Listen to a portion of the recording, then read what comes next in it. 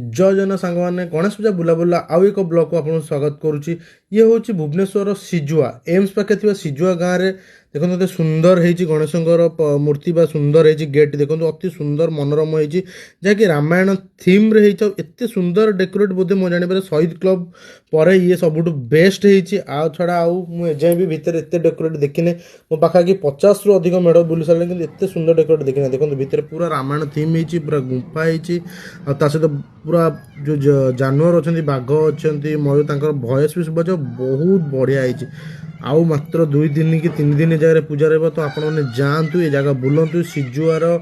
S पाखे सिजुआर ये मंडप गणेश मंडप बहुत सुंदर है भितर देखो एत आट्राक्टिव होती दुर्गा पूजा बड़ बड़ मेढ़ हुए से भाई देखो भितर केते सुंदर पूरा गुंफा कराई रामायण थीम को बुझा जाइए। आ गणेश भी बापा पूरा अलग प्रकार लगे देखो से पछपट देखो के सुंदर भाव में डिजाइनिंग होती लगुच पूरा बादल भितर गजानन बसिकी आपको आशीर्वाद दौरान देखो सुंदर लगुच। जय श्री गणेश बाबा गणपति मोरिया की जय। एत सुंदर डेकोरेट आप जातु एम्स पाखे ये जगह मूर्जा मंडप बुलतु आपको जमार भी मिस करतुनि मस्त है भुवनेश्वर सब बेस्ट डेकोरेट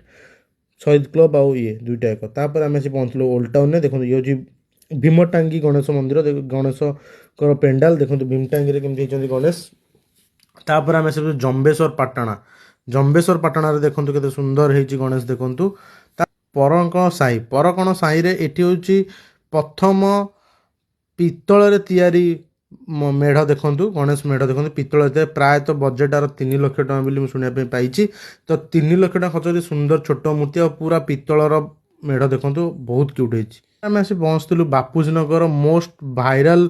गणेश बहुत क्यूटेस्ट जोड़ी देखो गणेशंकर केते सुंदर प्रतिमा है बाबांकर जय सिंह पूरा क्यूटेस्ट जोड़ी दी जनकर जहाँकि बापूजी नगर है तो आपण मैंने आसतु भाइराल गणेश बापूजी नगर होता मंडप बुलिकी जी तापर आम आगु बढ़िलु आसी आसी पहुँचलु केसरी हल पाखापाखि केसरी हल पाखापाखि देखो ये सब मेढ़ हो सुंदर सुंदर बाबांकर मेढ़ हो गणपति बाबांकर केते सुंदर आट्राक्टिव मेढ़ देखो सुंदर देखा गणपति बाबा मोरिया